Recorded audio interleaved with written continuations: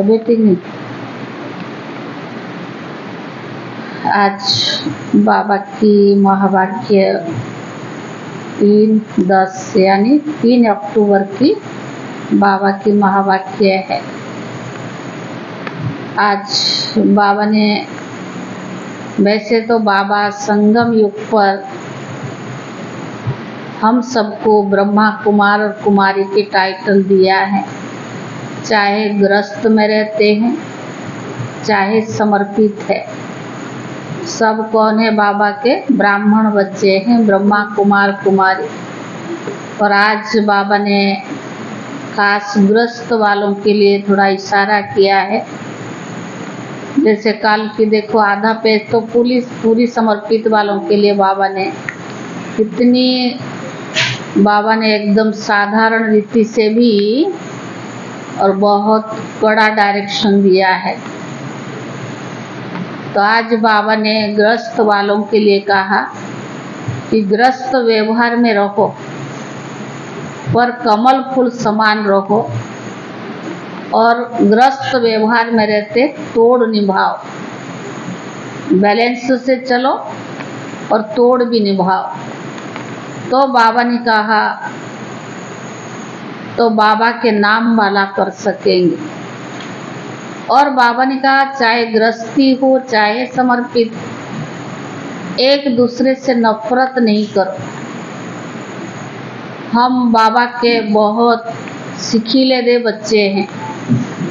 बाबा ने हमारे अंदर न जाने कितनी विशेषताएं देखी है। आज बाबा ने ये भी कहा कि कर्मातीत अवस्था उसको आएगी जो संपूर्ण विघ्न मुक्त बनेंगे। कोई भी विघ्न आएगा नहीं तब जाके कर्मातीत अवस्था बनेगी। अगर विघ्न आता रहता है, पास करते रहते, तो उसको कर्मातीत अवस्था नहीं कहेंगे। भले बाबा ने कहा अंत में कर्मातीत अवस्था बनेगी, लेकिन उसके लिए बाबा ने कहा विघ्न तब तक आता रहे, और जब हम विघ्न से मुक्त हो जाएंगे तब कर्मातीत अवस्था आएगी। तो आज बाबा ने कहा घर गृहस्थ में भी रहो, तोड़ भी निभाओ, किससे नफरत भी नहीं करो, और सच्ची दिल से बाप को याद करो। बाबा ने कहा सच्ची दिल पर साहिब राजी है। सच्चाई के रास्ता बहुत कठिन होता है, लेकिन सच्चाई के साथ भगवान देता है।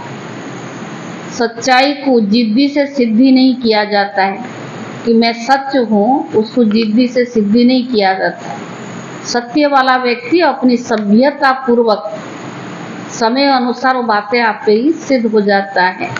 सच की नाव हिलेगी डुलेगी पर डूबेगी नहीं।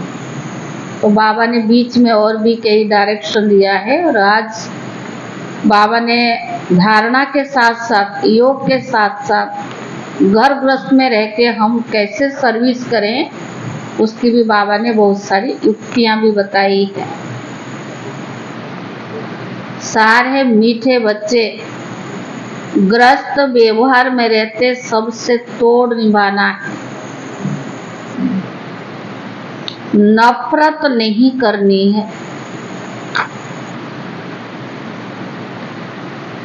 गृहस्थ व्यवहार में रहते सबसे तोड़ निभाना है, नफरत नहीं करनी है, लेकिन कमल फूल के समान पवित्र जरूर बनना है। कमल फूल के समान पवित्र जरूर बनना है। प्रश्न है तुम्हारी विजय का डंका कब बजेगा? बाहा बाह कैसे निकलेगी?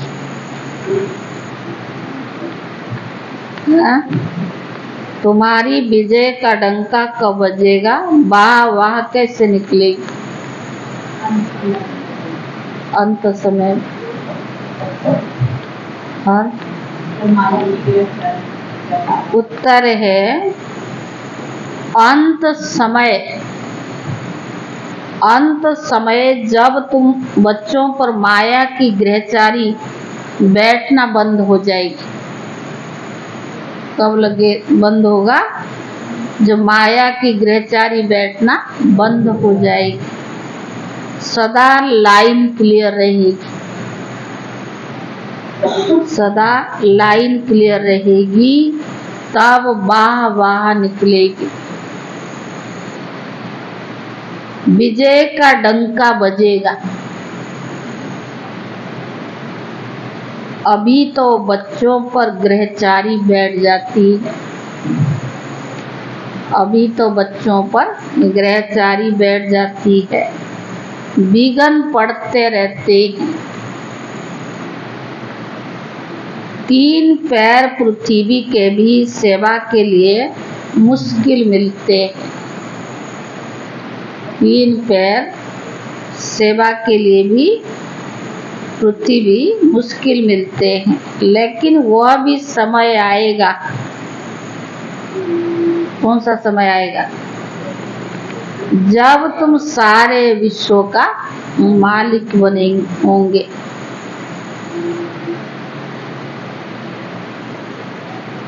वो भी समय आएगा जब तुम बच्चे सारे विश्व का मालिक होंगे। गीत है धीरज धर मनुआ। ओम शांति।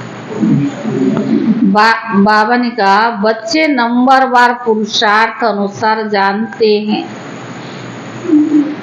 कि अभी पुराना नाटक पूरा हुआ है, दुख के दिन बाकी कुछ घड़ियां हैं, फिर तो सदा सुखी सुख होगा। जब सुख का पता पड़ता है तो समझा जाता है दुख धाम है। बाबा ने कहा वास्ट डिफरेंट है। अभी तो सुख के लिए तुम पुरुषार्थ कर रही हो, समझते हो दुख का पुराना नाटक पूरा हुआ। सुख के लिए अब बाप दादा की श्रीमत पर चल रही है। कोई भी खूबी समझाना बहुत सहज है। अभी बाबा के पास जाना है, बाबा लेने के लिए आया है, पर ग्रस्त व्यवहार में रहते कमल फूल समान पवित्र रहना है। तोड़ जरूर निभाना है। अगर तोड़ नहीं निभाते हो तो बाबा ने कभी थोड़ी कहा गृहस्थी छोड़ के चले जाओ। बाबा ने कहा तोड़ जरूर निभाना है।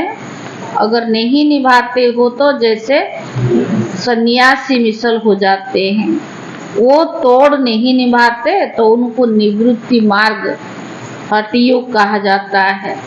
सन्यासी द्वारा जो सिखलाया जाता है वह हठयोग है, और हम जो राजयोग सीखते हैं वो जो भगवान सिखलाते हैं। भारत को बाबा ने कहा भारत का धर्म शास्त्र है ही गीता। दूसरों का धर्म शास्त्र क्या है, उनसे अपना क्या ताल्लुक नहीं है। तुम अभी ग्रस्त व्यवहार में रहते एक बार संन्यास करते हो, फिर 21 जन्मों की प्रारब्ध पा लेते हो। उनका है हद का संन्यास, वह है हठयोग। तुम्हारा है बेहद का संन्यास, और वह है राजयोग। वह ग्रस्त व्यवहार छोड़ देते हैं। राजयोग का भी बहुत गायन है। भगवान ने राजयोग सिखलाया तो भगवान जरूर ऊंचे ऊंचे कोई तो कहेंगे। श्री कृष्ण तो भगवान हो ना सके, बेहद का बाप है ही निराकार। बेहद की बादशाही वही दे सकते हैं। यहाँ ग्रस्त व्यवहार में रहते नफरत नहीं की जाती। थोड़ा कोई बात हो गया एक दूसरे से नफरत। हम बाबा के बच्चे हैं, हर एक में कमियां हैं। बाबा ने कहा नफरत नहीं की जाती। बाप कहते अंतिम जन्म ग्रस्त व्यवहार में रहते पवित्र बनो। पतित पावन किसी सन्यासी को नहीं कहा जाता है। सन्यासी खुद भी गाते हैं पतित पावन, उनको याद करते हैं।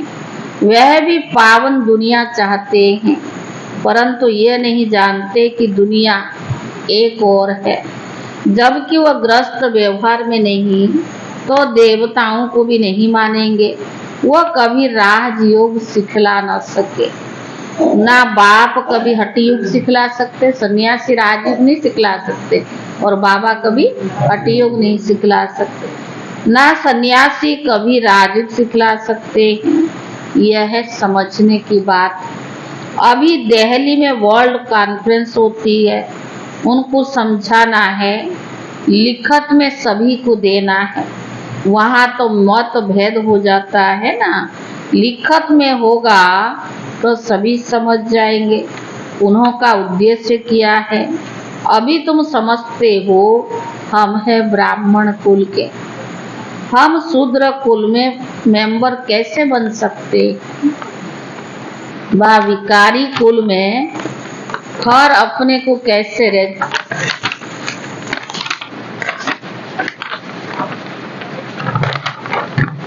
विकारी कुल में हम अपने को कैसे रजिस्टर्ड कर सकते हैं, इसीलिए ना कर देते हैं। हम आस्तिक है, वह नास्तिक है, वह ईश्वर को मानने वाले और हम ईश्वर से योग लगाने वाले, अंतर है नहीं। तो मतभेद हो जाता है ना, समझाया जाता है। जो बाप को नहीं जानते हैं वो नास्तिक है, तो बाप ही आकर का आस्तिक बनाएंगे। बाप का बनने से बाप का वर्षा भी मिल जाता है। यह बड़ी गुह्य बातें हैं। पहले बुद्धि में यह बिठाना है कि गीता का भगवान परमात्मा ही है, उनसे ही आदि सनातन देवी देवता धर्म की स्थापना किया है। भारत का देवी देवता धर्म ही मुख्य है। भारत खंड का कोई धर्म तो चाहिए ना, अपने धर्म को भूल गए हैं। यह भी तुम बच्चे जानते हो। ड्रामा अनुसार भारतवासियों को अपना धर्म भूल भी जाना है, तब तो फिर बाप आकर के धर्म स्थापन करे, नहीं तो फिर बाप आए कैसे। कहते जब जब देवी देवता धर्म प्रायलोप हो जाता है तब तब मैं आता हूँ। प्रायलोप जरूर होना ही है। कहते हैं ना, बैल की एक टांग टूट गई है, बाकी 3 टांग पर खड़ा है। तो मुख्य है ये 4 धर्म। अभी देवता धर्म की टांग टूटी पड़ी है, यानी वो धर्म गुम हो गया है, इसीलिए बढ़ के झाड़ का डाल देते हैं। तो बाबा ने कहा कि इसका फाउंडेशन सड़ गया है, बाकी टालियां कितनी खड़ी है। तो इसमें फाउंडेशन देवता धर्म की है नहीं, बाकी सारी दुनिया में मठ पंथ आदि कितने हैं। तुम्हारी बुद्धि में अभी सारी रोशनी है। बाबा कहते तुम बच्चे इस ड्रामा को जान गए हो, अब ये सारा झाड़ पुराना हो गया है। कलयुग के बाद सतयुग जरूर आना है, चक्कर तो फिरना जरूर है। बुद्धि में ये रखना है, अब नाटक पूरा हुआ है, अब हम जा रहे हैं। चलते फिरते उठते बैठते याद रहे, अब हमको वापस घर जाना है। मनमना भव मध्याजी भव, यही अर्थ है। कोई भी बड़ी सभा में भाषण आदि करना है तो यह समझाना है, परम पिता परमात्मा कहते बच्चे देह सहित देह के सभी धर्मों को भूल मुझ बाप को याद करो। तो बाबा ने अपने को आत्मा समझकर बाप को याद करो, तब पाप खत्म होंगे। मैं तुमको राजयोग सिखलाता हूँ, ग्रस्त व्यवहार में रहते कमल फूल समान बन मुझे याद करो, पवित्र रहो, नॉलेज को भी धारण करो। अभी तो सब दुर्गति में है। सतयुग में देवताएं सदगति में थे, फिर बाबा ही आकर सदगति करते हैं। सर्वगुण संपन्न 16 कला संपूर्ण, संपूर्ण निर्विकारी, यह है सदगति के लक्षण। ये कौन देते हैं? सदगति कौन कराता है? बाप। उनके फिर लक्षण क्या है? बाबा का लक्षण क्या है? वो ज्ञान का सागर है, आनंद का सागर है, प्रेम का। पे 32 गुण दिखा ना शिव बाबा की, पता नहीं कई गुणों का सागर है। तो बाबा ने कहा उनका महिमा बिल्कुल अलग है। ऐसे नहीं कि सब एक ही है, एक बाप के बच्चे सभी आत्माएं हैं। प्रजापिता कोई औलाद होते हैं, अब नई रचना रची जाती है। प्रजापिता की औलाद तो सब है, परंतु वह लोग इन बातों को जानते नहीं। ब्राह्मण वन है सबसे ऊंचा। भारत के ही वर्ण गाए जाते हैं। 84 जन्म लेने में इन वर्णों में पास करना होता है। ब्राह्मण वर्ण है संगम युग पर। तुम बच्चे अभी स्वीट साइलेंस में रहते हो। यह साइलेंस सबसे अच्छी है। वास्तव में शांति का हार तो गले में पड़ा हुआ है। चाहते तो सब है शांति घर में जाए, शांति घर में जाए, परंतु ये रास्ता कौन बताए? शांति के सागर बाप के सिवाय कोई भी बता नहीं सकते। टाइटल अच्छा दिया हुआ है, शांति का सागर, ज्ञान का सागर। श्री कृष्ण तो स्वर्ग का प्रिंस है, वह मनुष्य सृष्टि का बीज रूप है। कितना रात दिन का फर्क है। कृष्ण को सृष्टि का बीज रूप नहीं कह सकते। सर्वव्यापी का ज्ञान तो ठहर न सके। बाबा की महिमा अपनी है, वह सदैव पूज्य है, कभी पुजारी नहीं बनता। बाबा सदैव पूज्य है, कभी पुजारी नहीं बनता। ऊपर से पहले जो आते हैं वह पूज्य से पुजारी बनते हैं। पॉइंट्स तो ढेर समझाई जाती हैं। एग्जीबिशन में कितने आते हैं, परंतु फोटो में कोई में भी कोई निकलते, क्योंकि मंजिल बड़ी भारी है। प्रजा तो ढेर बनती रहेगी। माला में आने वाले दाने फोटो में कोई निकलते हैं। नारद का भी तो मिसाल है। उनको कहा तुम अपनी शकल तो देखो, लक्ष्मी को वरने लायक हो। प्रजा तो बहुत बननी है। राजा फिर राजा, एक एक राजा को लाखों प्रजा रहती। राजा तो है ही राजा, और एक एक राजा को लाखों प्रजा रहती है। पुरुषार्थ से ऊंच करना चाहिए। अगर राजा बनना है तो पुरुषार्थ बहुत ऊंची करनी पड़ेगी। राजाओं में भी कोई बड़ा राजा, कोई छोटा राजा। भारत में देखो कितनी राजाएं थे। सतयुग में बहुत महाराजाएं होते हैं। वो सतयुग से लेकर चला आया है। महाराजाओं का बहुत प्रॉपर्टी होती है, राजाओं का कम होता है। सतयुग में कितनी प्रॉपर्टी होगी? लाखों का प्रजा होगा तो प्रॉपर्टी कितनी होगी?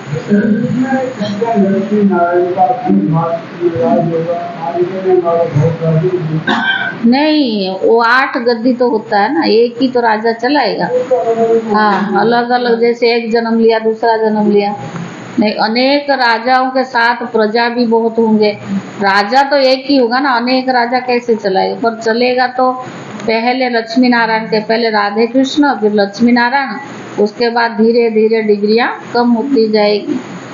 तो बाबा ने कहा राजाओं में भी कोई बड़ा राजा, कोई छोटा राजा। भारत में कितनी राजाएं थे द्वापर के बाद, कितनी राजा। हाँ, सतयुग में बहुत महाराजाएं होते हैं। यह सतयुग से लेकर चला आया है। महाराजाओं के बहुत प्रॉपर्टी होते हैं, राजाओं के कम होते हैं। यह श्री लक्ष्मी नारायण बनने की नॉलेज है। उसके लिए ही पुरुषार्थ चलता है। पूछते हैं लक्ष्मी नारायण का पद पाएंगे या राम सीता का? बाबा से पूछते, तो बाबा ने कहा उसके लिए तो पुरुषार्थ नहीं, पुरुषार्थ ही चलता है। तो बाबा ने कहा, कहते हम लक्ष्मी नारायण का ही पद पाएंगे। माना पूछता बाबा, राम सीता का पद या लक्ष्मी नारायण? तो क्या कहते, राम सीता नहीं, लक्ष्मी नारायण। बाबा ने कहा, माँ बाप से पूरा वर्षा लेंगे। ये तो वंडरफुल बातें है ना, और कोई जगह ये बातें है नहीं, ना कोई शास्त्रों में। अब तुम्हारी बुद्धि का ताला खुल गया है। बाबा समझाते, चलते फिरते ऐसे समझो कि हम कौन है, एक्टर्स है। अब हमको वापिस घर जाना है, ये याद रहे। इनको ही मर्मनाभव मध्याजीभव कहा जाता है। बाप घड़ी घड़ी याद दिलाते हैं, मैं तुमको वापस ले जाने के लिए आया हूँ। यह है रूहानी यात्रा। यह यात्रा बाबा के सिवाय और कोई करा न सके। भारत की महिमा बहुत करनी है। यह भारत होलीएस्ट लैंड है। सर्व का दुख करता, सुख करता है। सबका सदगति दाता एक ही बाप है। भारत उनका वर्क प्लेस है। वह बाप सबका लिबरेट करते हैं। उनका यहाँ भारत में बड़े से बड़ा तीर्थ स्थान है। भारतवासी भले शिव के मंदिर में जाते हैं, परंतु उनको पता ही नहीं है। गांधी को जानते हैं, समझते वे बहुत अच्छा था, इसीलिए जाकर उन पर फूल आदि चढ़ाते हैं, लाखों खर्चा करते हैं। अब इस समय है ही इन्हों का राज्य, जो चाहे सो कर सकते हैं। यह तो बाप बैठ गुप्त धर्म स्थापना करते हैं। ये राज्य ही अलग है। भारत में पहले पहले देवताओं का राज्य था।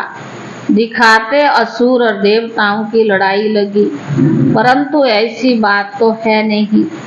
यहाँ तो युद्ध के मैदान में माया पर जीत पाई जाती है। माया पर जीत तो जरूर सर्वशक्तिवान बाप ही पहनाएंगे।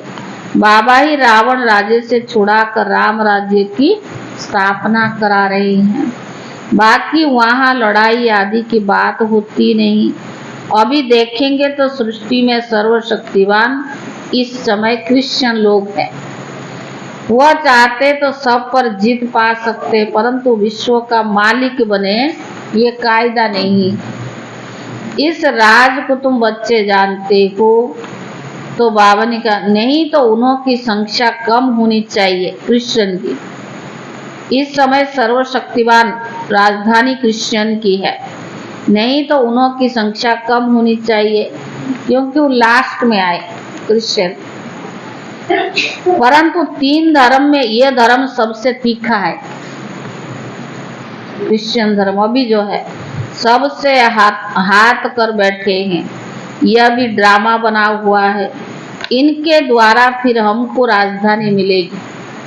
कृष्ण और कृष्ण की राशि मिलता है ना। कहानी भी है, 2 बिल्ली आपस में लड़े और मक्खन बीच में तीसरे को मिल जाता है। वो तो आपस में लड़ते, मक्खन बीच में भारतवासियों को मिलना है। कहानी है तो पाई पैसे की है। अर्थ कितना बड़ा है, मनुष्य कितने बेसमझ है। एक्टर होते हुए भी ड्रामा को नहीं